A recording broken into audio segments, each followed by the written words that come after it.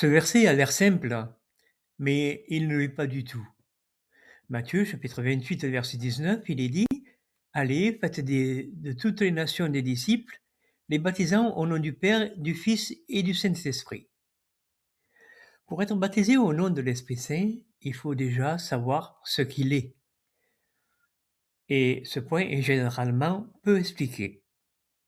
Tout le monde est d'accord pour dire que l'Esprit Saint, c'est la pensée de Dieu, et que si nous ne sommes pas en accord avec l'Esprit Saint, nous ne pouvons pas être d'accord avec Dieu.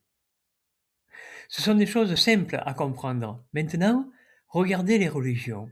Combien il y a de religions qui se disent chrétiennes et qui baptisent au nom de l'Esprit? On peut voir qu'elles ont un enseignement toutes différentes. Ce qui veut dire que l'enseignement ne correspond pas à l'Esprit Saint, qui est marqué dans la Bible, si bien que le choix devient difficile. Si nous prenons l'exemple du premier siècle, l'Esprit Saint était inculqué dans chaque esprit des disciples. Le modèle est que Jésus a reçu l'Esprit Saint sous la forme d'une colombe, et l'Esprit Saint l'a aidé dans sa prédication.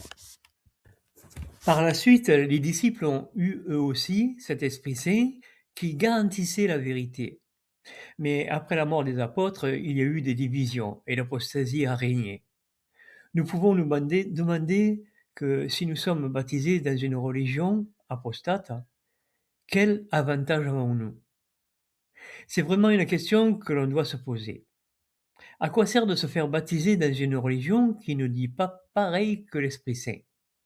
On comprend bien que si l'Esprit Saint n'est plus là actuellement, que le culte pur n'est plus là, c'est qu'il y a une raison et nous devons rechercher s'il y a quelque chose à faire étant donné que nous comprenons que ces paroles étaient pour le premier siècle.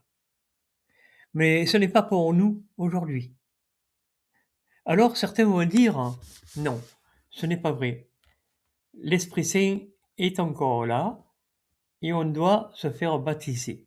Mais personne ne peut nier que toutes les religions sont différentes. Et par évidence, elles ne sont pas conformes à l'Esprit Saint. Donc, on peut se faire baptiser, mais ce sera dans une fausse religion. Parce que l'Esprit Saint ne sera pas respecté. Et il n'y a pas d'autre façon de voir les choses. Peu importe ce que vous pensez, mais l'Esprit Saint, c'est la pensée de Dieu. Et il n'y a plus de culte pur à notre époque. Si bien que vous pouvez voir qu'il y a des enseignements qui sont faux dans toutes les églises. Ce que Jésus a dit, qui n'était pas permis. Et il a dit d'ailleurs de faire attention, ne pas se laisser égarer. Vous remarquerez que l'on ne réfléchit pas assez à ce qui est écrit, parce que bien souvent, les religions nous en empêchent. Elles noient les informations dans des discours qui n'en finissent plus, si bien que vous ne pouvez plus réfléchir sur les versets. Ce sujet est simple, mais fait ressortir la vérité, si bien que ceux qui ont pris le baptême l'ont pris dans de mauvaises conditions. Alors ce qui compte, c'est le but. Si on a pris le baptême dans une fausse religion, comment Jésus va agir envers nous?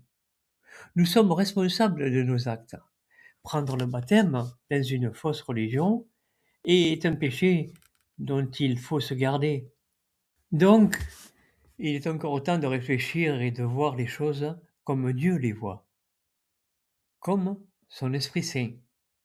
C'est encore un point qui montre que les textes du premier siècle sont pour le premier siècle.